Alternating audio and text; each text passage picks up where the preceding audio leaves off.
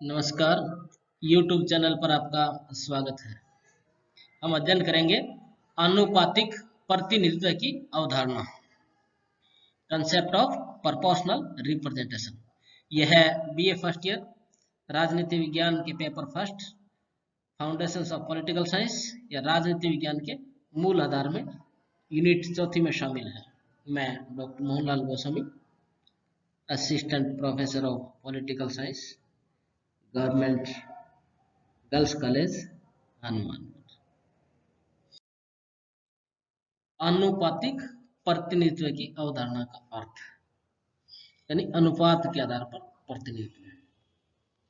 ये अल्पसंख्यक जो होते हैं समाज में, भाषा धर्म के आधार पर अल्पसंख्यकों को उचित प्रतिनिधित्व दिलाए जाने के लिए जिन प्रणालियों का प्रयोग किया जाता है उनमें सबसे अधिक लोकप्रिय जो है आनुपातिक प्रतिनिधित्व प्रणाली है। यह इस सिद्धांत पर आधारित है कि मतों को गिनने की बजाय उन्हें तोलना चाहिए। इनका उद्देश्य सभी राजनीतिक दलों को व्यवस्थापिका में चुनाव में प्राप्त मतों के अनुपात में प्रतिनिधित्व देना है। इस पद्धति में बहुसदस्यीय निर्वाचन क्षेत्र होता है।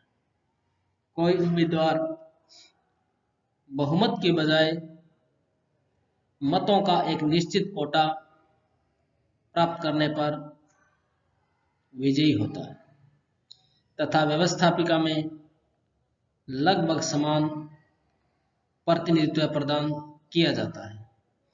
इस पद्धति के दो प्रकार हैं, एकल संक्रमणीय मत प्रणाली व सूची प्रणाली। सबसे पहले हम देखेंगे एकल संक्रमणीय मत प्रणाली, सिंगल ट्रांसफरेबल वोट सिस्टम। इसे सबसे पहले डेनमार्क में एक मंत्री कार्ल एंड्रे ने 1793 में विकसित किया, 1793 में विकसित किया।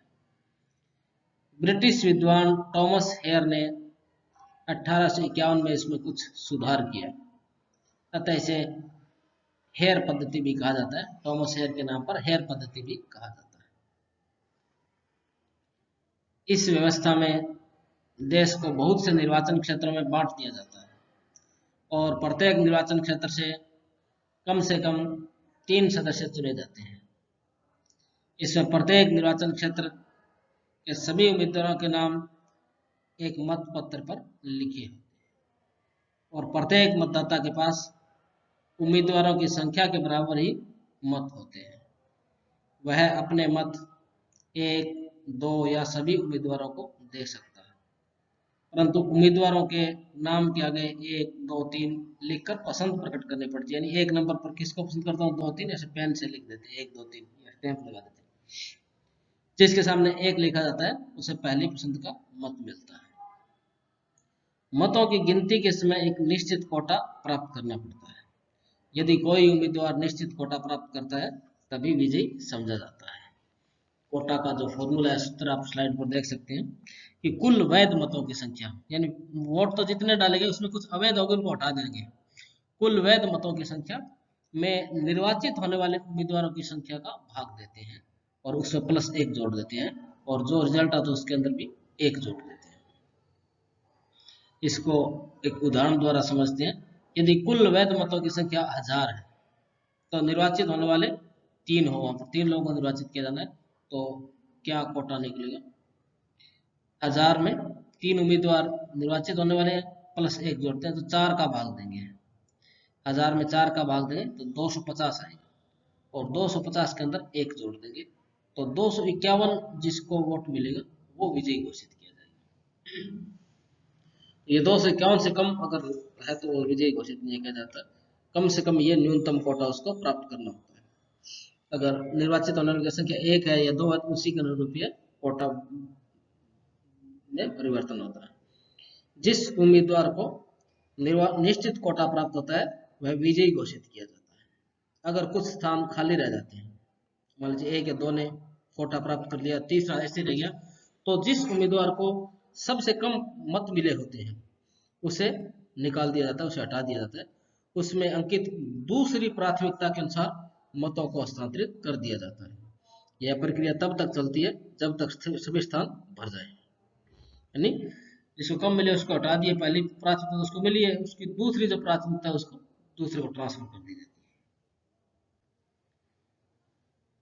फिर देखिए दूसरा है अपने पास सूची प्रणाली। इसमें इसमें एक बात और जोड़ना चाहूंगा, भारत में राष्ट्रपति के चुनाव में ये एकल संक्रमणीय मत प्रणाली अपनाई जाती है, परंतु यहाँ इसमें एक अंतर यह है कि यहाँ बहुसदस्यीय निर्वाचन क्षेत्र नहीं होता। यहाँ पर निर्वाचित होने वाला एक ही होता है, पद एक होता है, तो 1+1 हो जाता है इसके अंदर, तो ये 501 की संख्या उसके अंदर आ जाती है। दूसरा सूची प्रणाली, लिस्ट सिस्टम। इस पद्धति में भी बहुसदस्यीय निर्वाचन क्षेत्र होते हैं।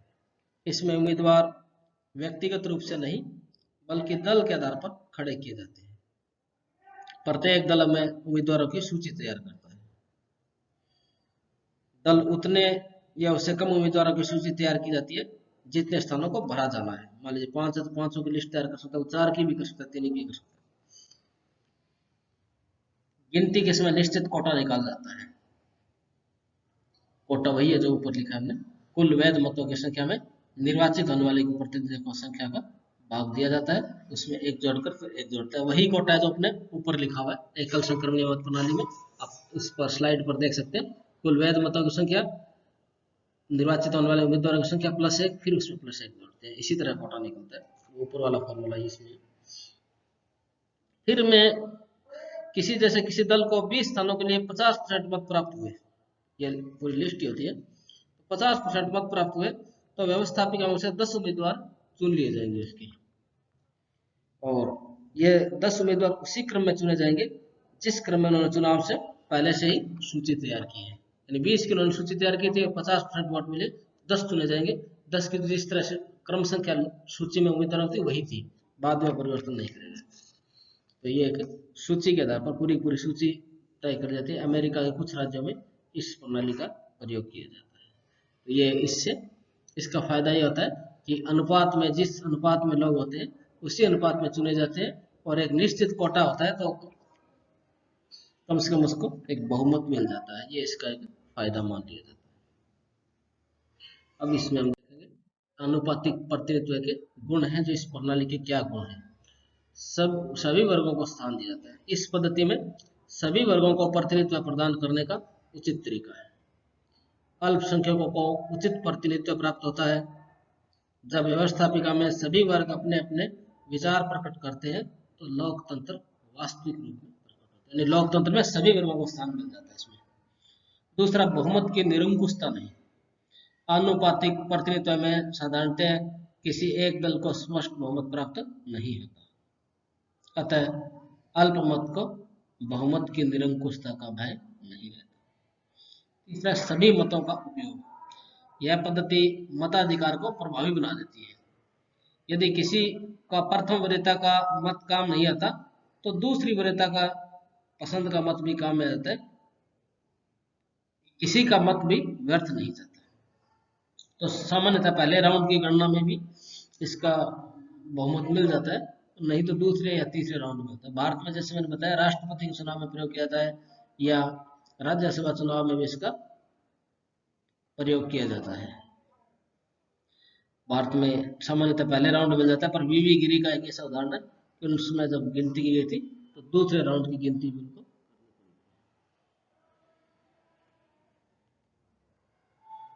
अधिक लोकतांत्रिक है।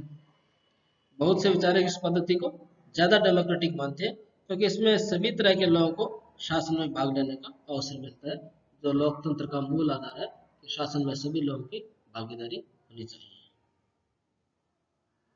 फिर हम देखेंगे इस पद्धति में इसके दोष भी है, कुछ कमियां भी है। एक तो जटिल पद्धति है। जैसे भारत में लोकसभा चुनाव में सामान्य जो पद्धति है, इसमें जिसको ये व्यक्ति पसंद करता है उसके सामने मोहर लगा देता है इसमें से। जैसे भारत में चुनाव में जिसको पसंद करता है उसके सामने मोहर लगा देता है, परंतु फिर भी बहुत सारे मत खराब हो जाते हैं।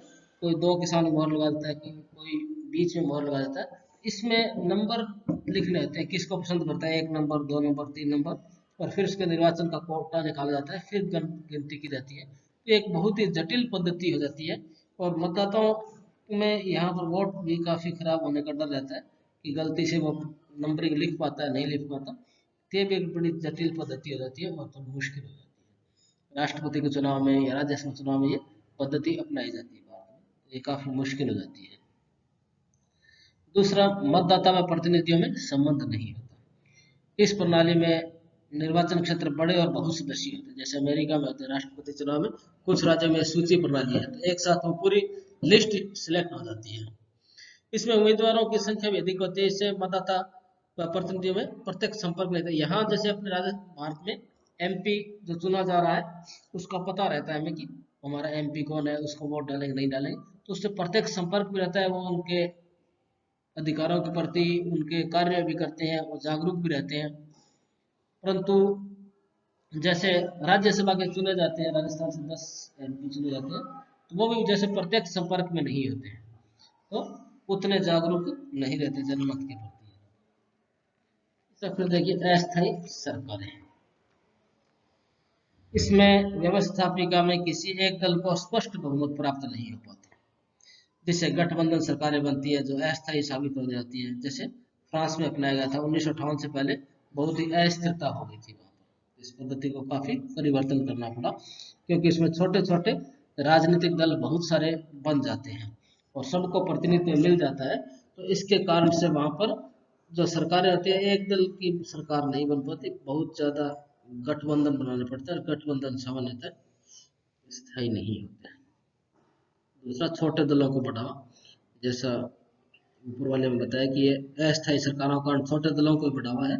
इस पद्धति में सभी दलों को प्रतिनिधित्व मिलने के कारण छोटे छोटे दलों का विकास हो जाता है। दलों में गुटबंदी हो जाती है, जिससे निरंतर गठबंधन सरकारें बनती व बिगड़ती रहती है। तो इसका परिणाम होता है कि देश में अस्थायित्व आ जाता है, स्थायी नहीं होता।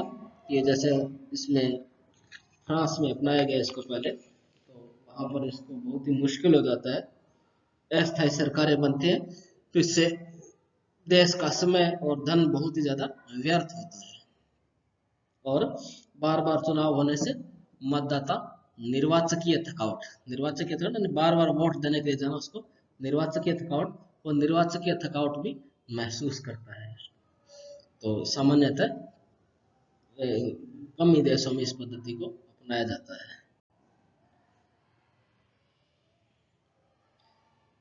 इस प्रकार हमने इसके गुण और दोष देखे।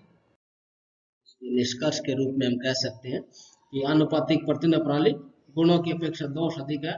वर्तमान में प्रादेशिक प्रतिनिधित्व को ही सबसे अच्छा माना जाता है, यानी एक सदस्यीय निर्वाचन क्षेत्र होता है, सबसे ज्यादा वोट मिलते हैं वो निर्वाचित घोषित किया जाता है। इसको एकल सदस्यीय और सामान्य जो मत वाली पद्धति है, इसी को अच्छा माना गया है। प्रादेशिक प्रतिनिधित्व शब्द इस्तेमाल किया जाता है, तो इसको सबसे अच्छा माना जाता है। फिर भी राजनीति विज्ञान में यह पद्धति महत्वपूर्ण है, हम सभी को दे देते हैं। धन्यवाद।